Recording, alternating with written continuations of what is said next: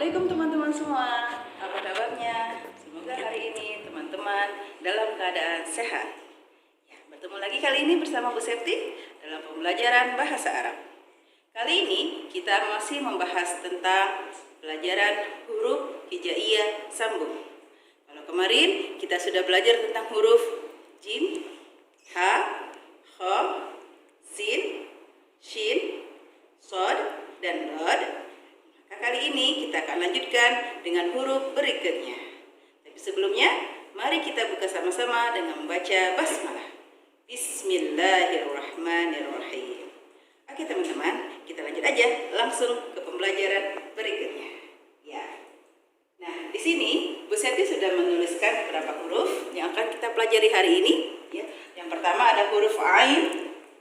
Yang kedua ada huruf ghain. Dan berikutnya ada huruf fa. Berikutnya ada huruf qaf. Lanjut lagi sebelah sini. Ada huruf mim, huruf ha, kaf, dan lam. Hari ini kita akan belajar 8 ya teman-teman. Akan kita tambah satu lagi hurufnya. Mari kita mulai dengan huruf yang pertama. Oke, huruf ain. Bagaimana cara menyambung hurufnya? Peraturan cara menyambung huruf masih sama seperti minggu kemarin, ya. Ketika kita menyambung huruf, maka kakinya akan kita buang, ya. Jadi yang akan kita ambil adalah kepalanya saja. Huruf pertama, ain pertama, seperti itu. Kemudian kita tarik ke samping. Nah, teman-teman, untuk huruf yang kedua, ketika huruf ain berada di tengah kata, maka dia mengalami sedikit perubahan. Perhatikan cara menuliskan huruf ain ketika berada di tengah. Ini huruf ain di depan, ini adalah huruf ain di tengah. 1, 2, tarik. Bisa teman-teman? Lihat Bu Septi. 1, 2, kita tarik ke samping. Ya, ini huruf ain di tengah. A, I. Kemudian huruf ain di akhir kata. Di akhir kata kita akan mengembalikan kembali kakinya, ya. Tapi bentuk kepalanya akan sama seperti dia berada di tengah kata. Jadi kita akan buat lagi seperti ini. 1, 2, tarik kakinya ke bawah. Ya. Teman-teman bisa lihat perubahannya. A, I, U. Ketika kita sambung, ain di depan kepalanya masih seperti asli. Tapi ketika dia sudah berada di tengah, maka dia berubah. Kemudian berada di akhir, bentuknya seperti di tengah, tapi kakinya kita kembalikan lagi. Ya, ini adalah huruf ain. Nah, huruf yang kedua adalah huruf ghain. Huruf ghain ini bentuknya sama seperti huruf ain. Jadi ketika kita menyambung hurufnya pun dia akan sama seperti huruf ain. Kita coba ya. Kita ambil kepalanya lagi. Kemudian yang tengah seperti itu. Kemudian yang akhir 1, 2, 3. Sekarang lebih agak lentur ya. Kalau tadi kan kita masih mengikuti teman-teman biar bisa. Sekarang sudah mulai lentur. Ya, kita kasih titiknya. Ri, ru, ri, ru. Sama ya teman-teman. Ini kalau masih awal belajar seperti ini, lurus ke samping sini. Kemudian kita haluskan lagi 1, 2, tarik lagi yang belakangnya. Oke, seperti itu. Ya. Jadi dia mengalami perubahan ketika berada di tengah atau berada di akhir kata. Ya, teman-teman nggak boleh menulis nanti di akhir kata seperti ini. Ini nggak boleh ya, salah. Jadi dia harus seperti ini kalau di akhir kata. Oke, semoga bisa dicoba nanti ya. Kita lanjut, huruf ketiga. Ada huruf apa? Ya, fa. Fa di tengah, fa di akhir, fa, fi, fu. Oke, kita coba teman-teman. Huruf fa agak gampang cara menyambung hurufnya, karena kita hanya tinggal menarik saja. Karena dia ada di atas garis semua, maka akan kita sambung saja. Fa di tengah, di awal, fa di tengah, lihat, gampang. Fa di akhir, set. Oke. Fa, fi, fu. Ya. Oke. Huruf qaf, dia ketika disambung bentuknya sama seperti huruf fa. Ya, hanya tinggal tanda titiknya saja. Kalau fa 1, kalau qaf iya, berubah 2. Kalau di awal, di tengah, dan di akhir. Gampang bukan? Ini fa, ini qaf. Bentuknya sama. Ya. Tadi yang pertama ada huruf ain dan huruf ghain yang bentuknya juga sama. Ya. Fa dan qaf juga bentuknya sama.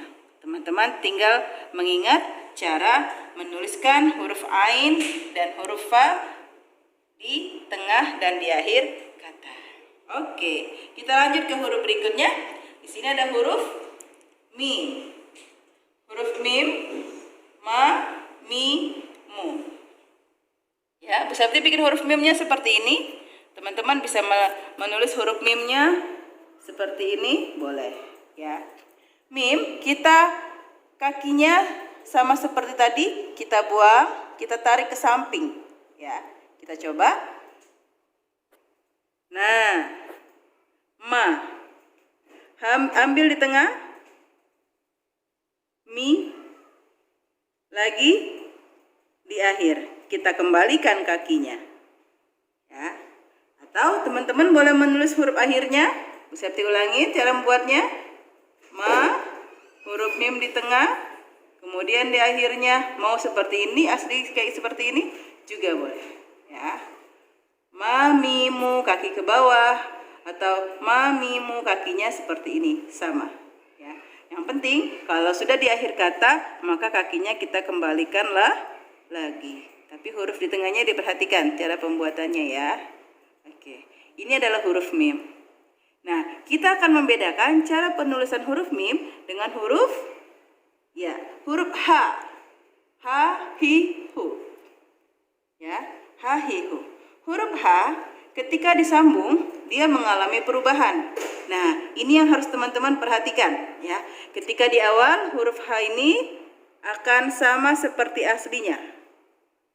Tapi ketika di tengah, huruf H di tengah, maka dia mengalami perubahan anak-anak ya. Lihat cara Bu Septi buat.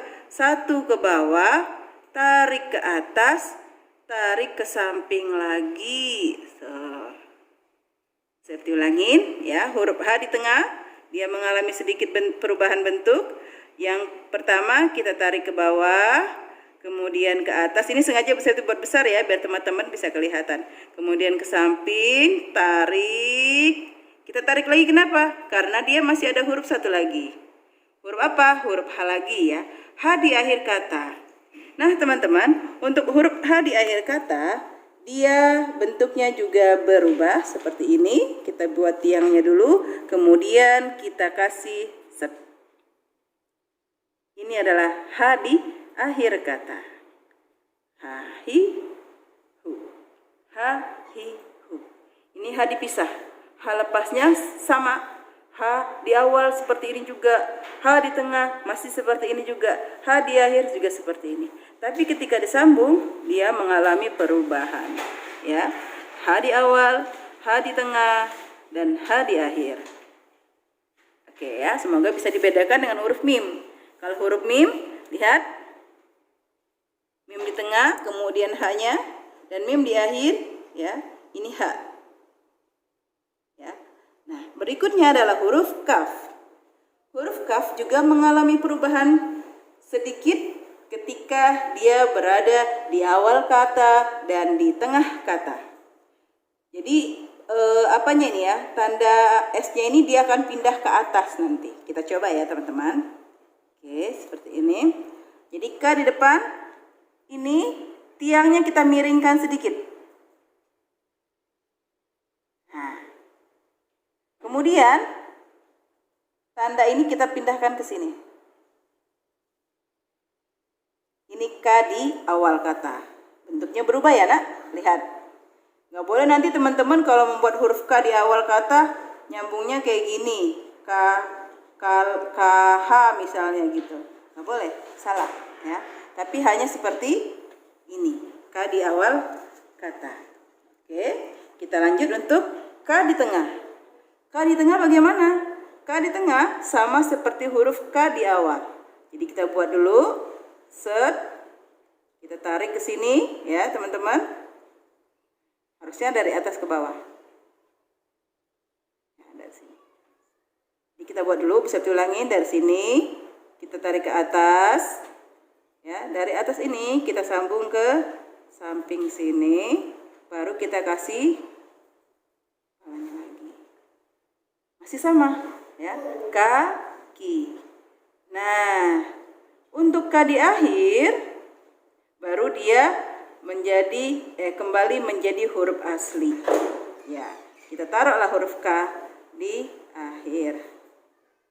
Ya, ku, kakiku. Kakiku. Saya bedain teman-teman. Ya, ini huruf K di awal, K di tengah, K di akhir. Seperti huruf aslinya. Kalau ini huruf H-nya ketika di akhir juga berubah ya. Tapi yang di awalnya dia justru yang sama seperti huruf aslinya. Diperhatikan ya. Kemudian kita coba huruf yang terakhir. Di sini ada huruf lam. Huruf lam, lihat ini lam kakinya ke bawah ya. La, li, lu.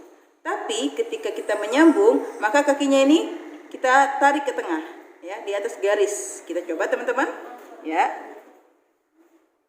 Nah, jadi cuma segini, ya. Karena di sini adalah huruf lam lagi, maka kita sambung lagi huruf lamnya.